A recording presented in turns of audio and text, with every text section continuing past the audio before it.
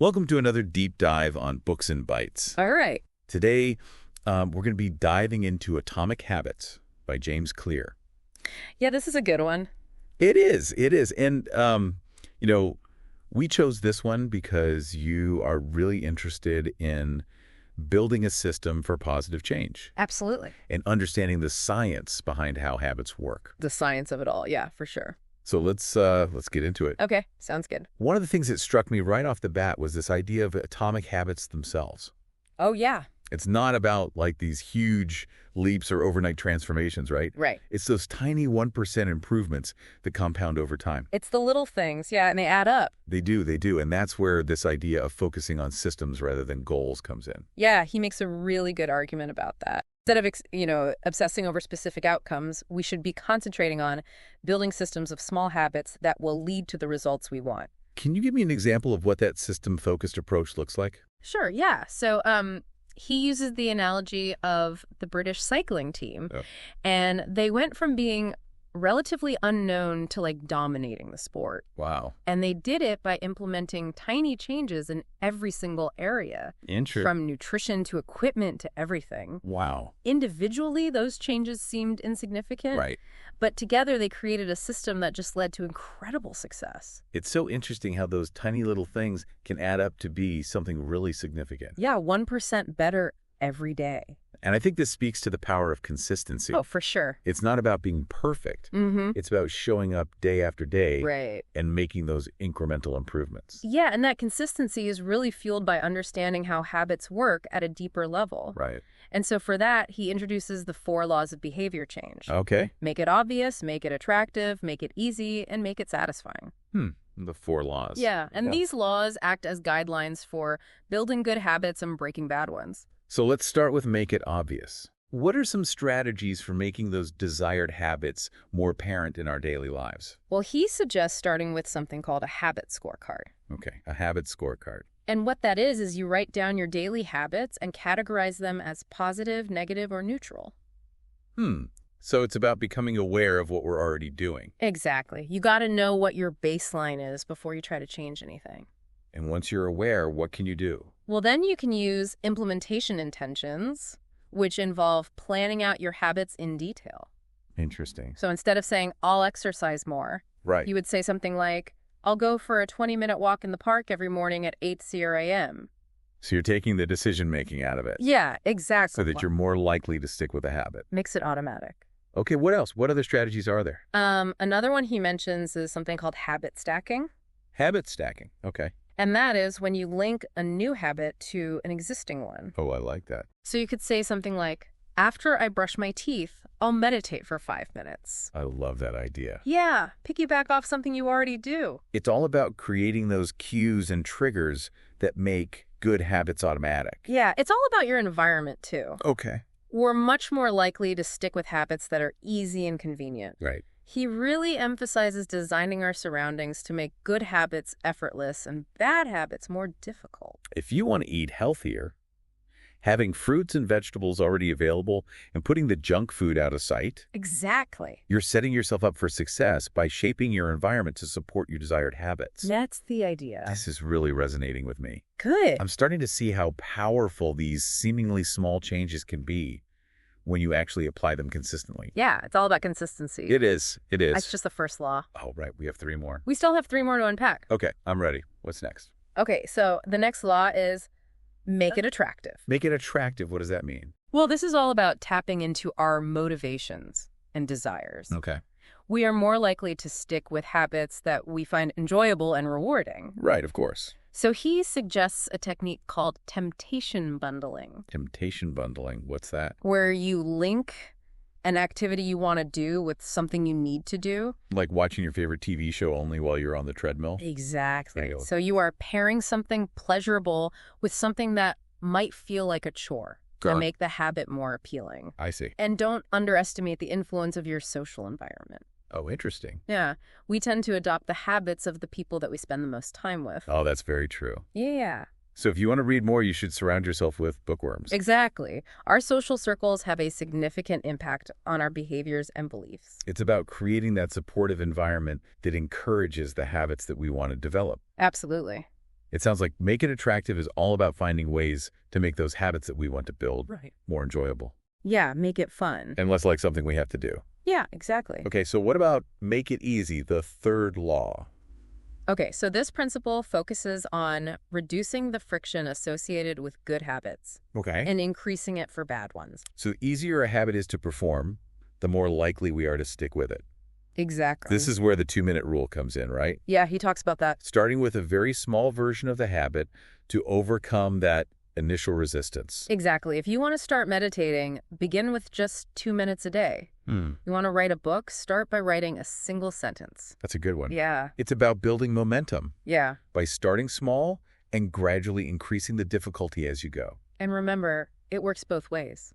Oh, how so? You can also make it difficult to break bad habits. Oh, interesting. So if you're trying to cut back on social media, delete the apps from your phone or use website blockers.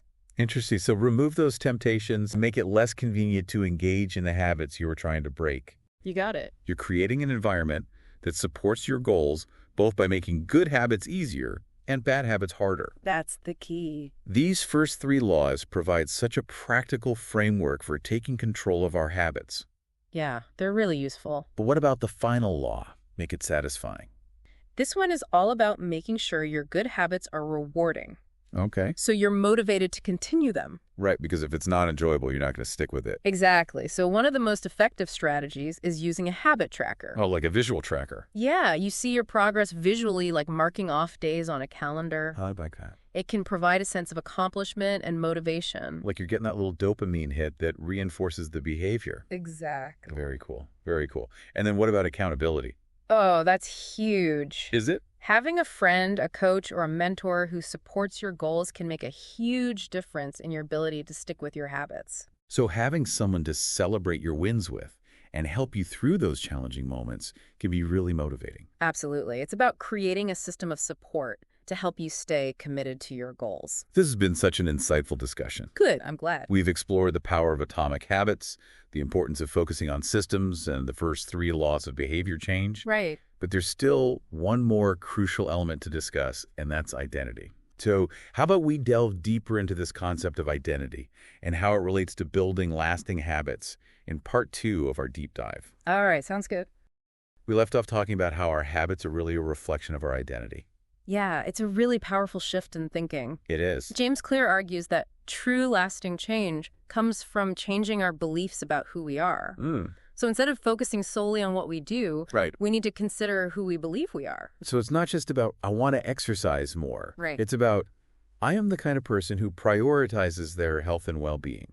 Exactly. It's about aligning your actions with your desired identity. Right. When your habits become an expression of who you are at your core, they become more natural and sustainable. That makes a lot of sense. Yeah. If you see yourself as a healthy person, you're more likely to make choices that support that identity. Absolutely. And as you act in accordance with that identity, it creates a positive feedback loop. Interesting. Each small win reinforces your belief in yourself, making it easier to stick with the next habit and the next. So it's like a self-fulfilling prophecy. Yeah. The more you believe you are a certain type of person, the more you act in ways that confirm that belief. Right. And that's why it's so important to choose habits that align with the person you want to become. If you want to be a writer, start writing. If you want to be a musician, start playing music. Right. The actions themselves shape your identity. This reminds me of something Clear says in the book. Oh, yeah. What's that? Every action you take is a vote for the type of person you wish to become. That's a great quote, and it really highlights the importance of being intentional about our choices. Right. Each habit we cultivate, each action we take, is a step towards shaping our identity. So how can we practically apply this concept of identity-based habits? Well, Where do we start? Clear suggests starting with small wins. Okay.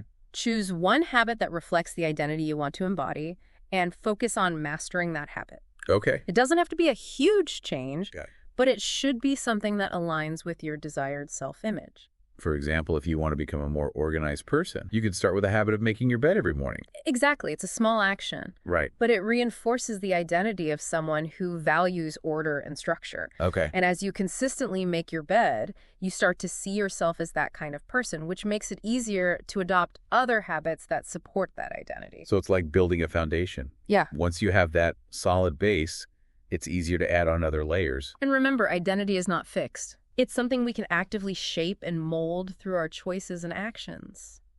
So don't be afraid to experiment, try new things, and see what resonates with you. It's about giving ourselves permission to evolve and become the best versions of ourselves. Exactly. And the beauty of this approach is that it's not about forcing ourselves to do things we hate. Right. It's about finding habits that feel aligned with who we truly are and who we want to become.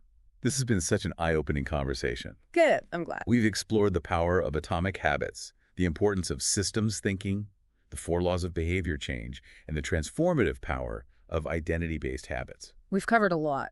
Is there anything else from the book that stands out to you as particularly impactful? One thing that really resonated with me was the idea of the Goldilocks Rule. The Goldilocks Rule. Clear Sitters argues that habits are most effective when they're challenging, but not overwhelming. It's about finding that sweet spot where you're pushing yourself just enough to grow, Right. but not so much that you burn out. That makes sense. It's about finding a sustainable pace Yeah, that allows you to make consistent progress over time. exactly. And it highlights the importance of being patient with ourselves. Mm-hmm. Building lasting habits takes time and effort. There will be setbacks along the way, but the key is to keep going. Right. And to keep adjusting our approach as needed. It's about embracing the process of growth and learning, Yeah, knowing that it's not always going to be easy, but that the rewards are worth the effort. I agree with that. This has been such a valuable deep dive into atomic habits. I feel like I have a much clearer understanding of how habits work and how we can use them to create lasting positive change in our lives. But before we wrap up, I'm curious to hear your thoughts on one more thing. Sure. That's that. Clear talks about the importance of reviewing and refining our habits periodically. Why is that so important? That's a great question. As we grow and evolve, our habits need to adapt as well. Hmm. What worked for us a year ago might not be as effective today. It's important to regularly assess our habits and see if they're still serving us, if they're still aligned with our goals and our desired identity. So it's not just about setting those habits and forgetting about them. Right. It's about continuously evaluating and adjusting them as needed. Exactly. It's an ongoing process of refinement and optimization. And it's a reminder that personal growth is a journey, not a destination. I love that perspective. Yeah. It's about embracing the idea of lifelong learning and growth, knowing that there's always room for improvement. Absolutely. But there's one more concept I want to touch on before we wrap up. Clear talks about the idea of like forgetting about goals and instead focusing on systems. Can you elaborate on that a bit more? Yeah, it's a little bit of a counterintuitive idea. It is. But it makes a lot of sense when you really think about it. Goals are about the results that we want to achieve, right? Right. While systems are about the processes that get us there. Claire argues that we often overemphasize goals at the expense of building solid systems. So it's not that goals are unimportant, it's that they're not the primary driver of progress. Yeah, exactly. Think of it this way. 2 people might have the same goal, like running a marathon. Okay. One person might just focus solely on the goal itself, while the other person focuses on building a system of daily running, proper nutrition, adequate rest. Right. Who do you think is more likely to succeed? The person with the system, for sure. Exactly. They're focused on the actions that will lead to the goal, not just the goal itself. Right. And that's the beauty of systems. Okay. They provide a framework for consistent progress, even when your motivation wanes. Yeah, you don't always feel motivated to go for that run. Exactly. So when you have a system in place, you don't have to rely on willpower or inspiration. Right. You just follow the process. It takes the pressure off, in a way. Yeah, it does. It's not about forcing yourself to do something you don't want to do. It's about having a plan in place that makes it easier to stick with those positive habits. Absolutely. And that's why Clear encourages us to shift our focus from setting goals to designing systems. It's about creating an environment and a set of routines that support our desired habits and make it more likely that we'll achieve our goals as a byproduct. This really resonates with me. I'm a big believer in having routines and structures in place. It makes life so much easier and more efficient. It really does. And when it comes to habit change, having those systems in place is crucial. It takes the guesswork out of the equation and allows us to just focus on the actions themselves rather than constantly having to make decisions about what to do next. This has been such an insightful deep dive into atomic habits. Yeah, it's been fun talking about this one. We've explored so many powerful concepts, from the 4 laws of behavior change to the transformative power of identity-based habits. And now understanding the importance of systems really ties everything together. It does. It brings it full circle. Yeah, it really does.